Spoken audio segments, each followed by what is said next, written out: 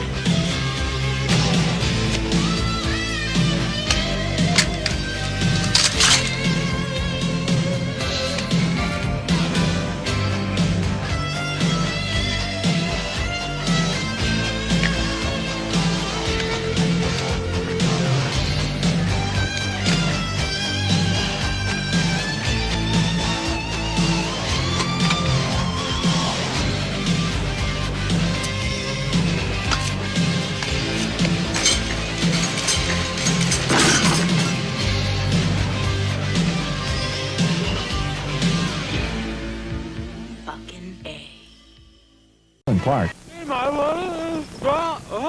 Are you trying to ask me for a date? Any jerk can make a movie, Things are going to start happening to me now. but only Steve Martin could make The Jerk. And you know, you flash this kind of wad in front of some people, they'll kill you for it.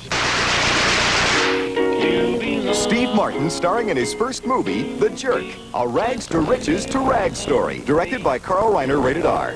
Now playing at a theater near you. Check newspapers for showtimes. Hey, this is Matt once again. Welcome back to another review, and this is another Patreon review for Sean.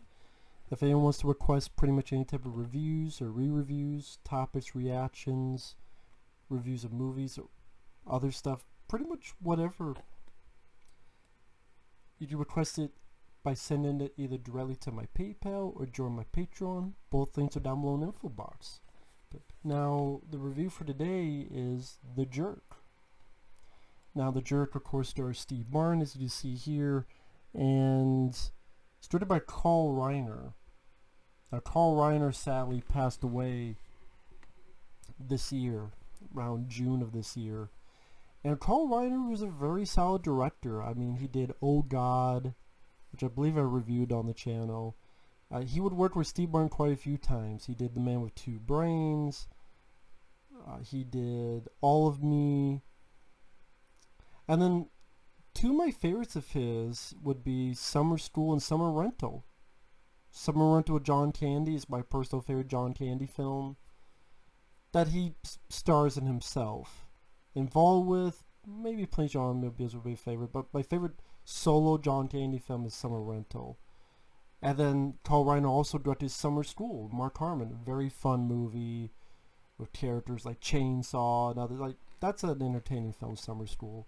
So Carl Reiner did quite a few good comedies, including this one. And The Jerk, when this came out, it was a huge hit. And it's considered like one of the best comedies of all time. I wouldn't say it's one of my favorite comedies, but it's a good film. It's a funny movie. I mean, when your first 5 minutes is Steve Martin looking at the camera, talk about, I'm not a bum, I'm a jerk. I was a poor, how the hell do you word it? I was born a poor black child.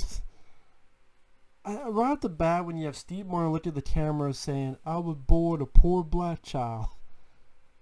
I mean, number one, sadly, I don't think this type of film would be made today. Although, I don't really see any issues with it, but you know how the world is today. And, yeah, he was adopted by a poor black family. But everyone treated each other well and with respect, and they were a family. It's his birthday. He gets, and this takes you back, Tab, for anyone who remembers fucking Tab soda, a couple of Twinkies, and pretty much they're sort of telling him, hey, you were adopted, and he's like, You mean I'm going to stay this color? One relates to another. He wants to have a purpose in his life, so he decides to leave home and go to St. Louis. And one of them, how do I put it? Their advice is, don't trust Whitey. Oh, the way they said that was, I thought, pretty damn funny. And I mean, it's titled The Jerk because at times they talk about later on how he becomes a jerk. But it's one of those that I always thought it was kind of a weird title for this movie, because if you knew nothing about this film, I mean, at the beginning of the film, he says, I'm not a bum, I'm a jerk. There you go. But, again, if you don't know anything about this film, you would think the entire movie is about a guy who's a jerk ass. A jerk water, jerk weed, jerky boy motherfucker. And it's not. Most of the time, he's nice and just stupid and naive. By this, they didn't want to call it the idiot or the stupids or the naive, so they just titled The Jerk. Which could technically fit, but yeah, just one of those titles I thought, you know, he's not really a jerk. There was a lot of times I really found to be a jerk, but again, just stupid, or again, naive or whatever, but anyway. I would say I do like the film. I thought the first half was funnier than the second half, although the second half has some nice moments as well. But I mean, the first half where he gets a dog and he thinks the dog is warning him about the hotel room catching on fire, so he gets help, but then it was a false alarm, and someone goes, you should not call that dog a lifesaver, you should call him a shithead. And so Steve Martin keeps calling the dog shithead. Or this actor Jackie Mason, which I remember from Caddyshack 2. Jackie Mason gives him this job at a gas station for $1.10 an hour. Can you imagine that? Can you imagine working for 1 hour and 10 cents an hour? $1 and did I say 1 hour and 10 cents? It's late. I need a drink of water. Maybe that would replenish my brain cells. I meant to say $1 and 10 cents, not 1 hour and 10 cents.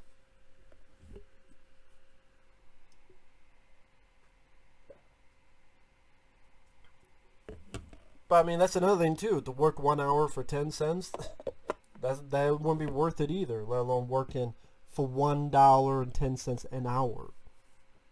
So $1.10 an hour, and the gas station portion, I would say, is one of the funnier bits of the movie. Whether it be these crooks, he tries to stop, but they accidentally pull this church, and it's pretty well done physical effect. It looks like the actual entire building is pulled down the street. That's the thing. Back in the day, they'd actually put a little bit of effort into doing stuff like that. Nowadays, it'd be some shitty CGI, and it would just, or they compromise and don't have it be the whole thing. Have it be a teeny part of it. Have it be but that's the joke. That's what gets the laugh, is the fact that the entire thing, this church, slides off, is being dragged slowly by this car of crooks. Oh, when Emmet Walsh puts his name out of a phone book randomly and decides to kill him. And while working at the gas station, Steve Martin starts seeing these cans, we know, get bullet holes.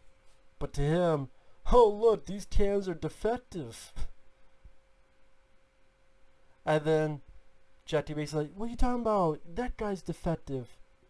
And Steve Martin realizes someone's shooting, but he goes, it's these cans. He hates these cans. Everyone stay away from the cans. And Emmet Walsh, he's a character actor. I've seen quite a few movies. He was in Red Scorpion. He was in Missing Action. He played the sheriff in Critters, the first Critters. Been in quite a few stuff. He does a good job. I think the last thing I saw him in was Knives Out. That came out, I believe, last year.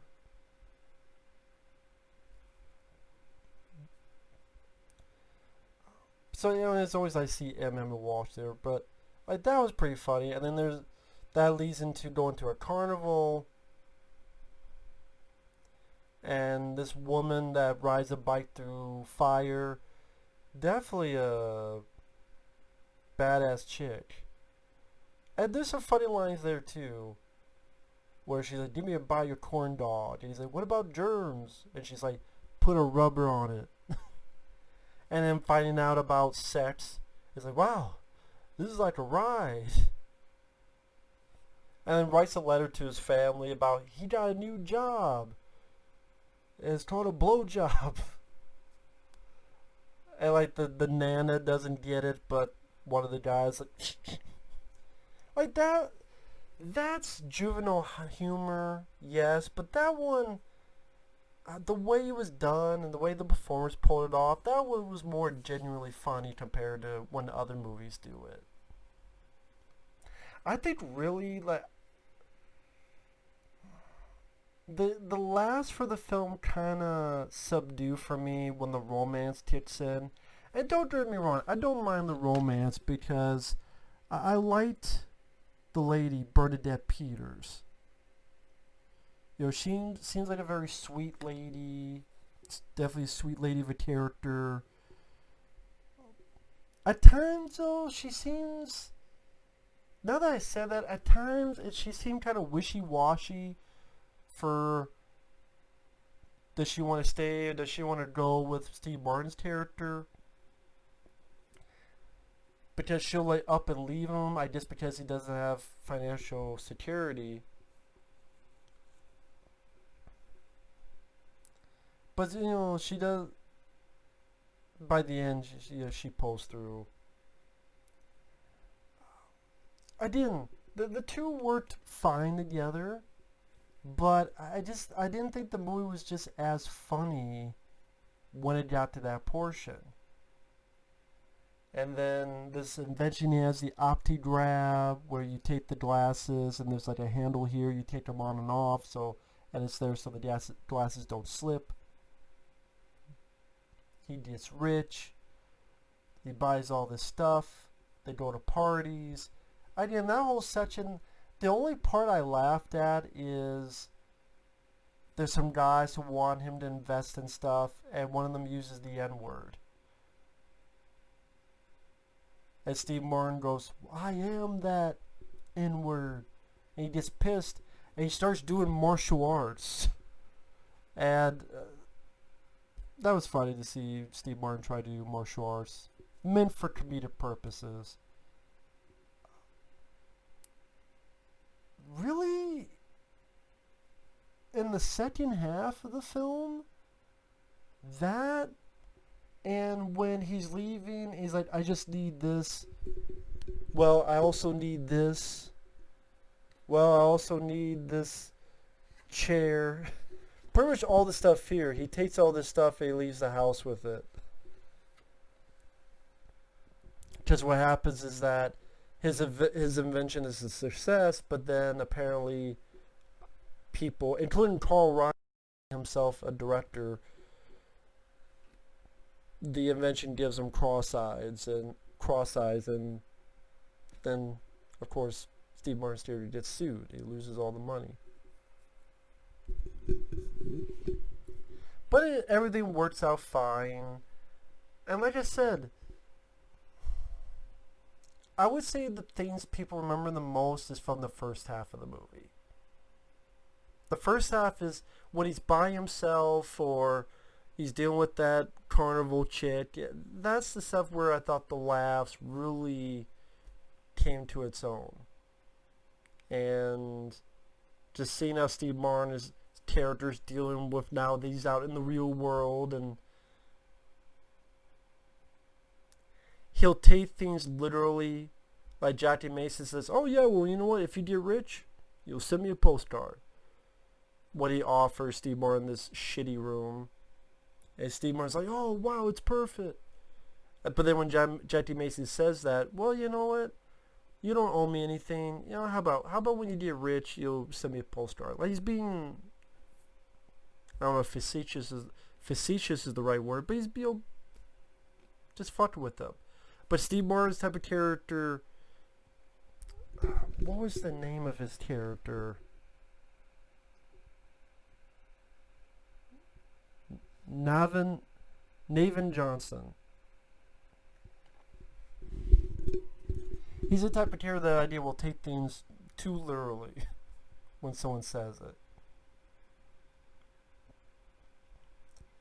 So I don't really have much problems with the direction or the other actors in the film.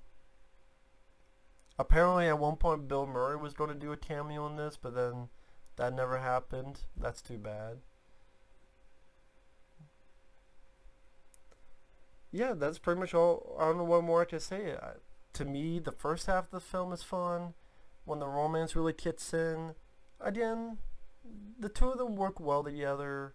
Steve Martin gives a very it's definitely one of the roles he's most famous for. The second half just, it's fine for the performances, but again, I'm struggling to think of any big laugh aloud moments compared to the first half of the flick. But that's just me.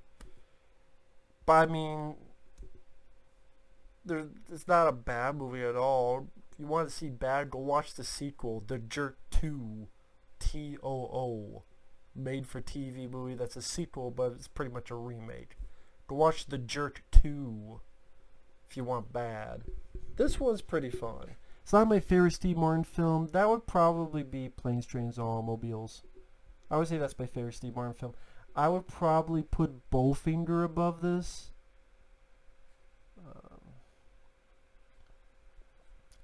L.A. Story, I've seen once. I do remember really liking L.A. Story. I could never get into The Man with Two Brains. I tried watching it. I did. It just never did much for me. So I would say I like The Jerk more than that. Little Shop of Horrors he was really good in. Be a dentist. And that's a fun scene he has with Bill Murray in that. But anyway, I'm going off tangent. Yeah, The Jerk, fun film. Definitely want to say rest in peace to Mr. Carl Reiner. He at least gave us some really wonderful comedies. My favorite of his is probably Summer Rental and then Summer School very close afterward. But again, this is another good one. Oh God, with John Denver and, oh my God, George Burns. I know I reviewed that one. That's a good one.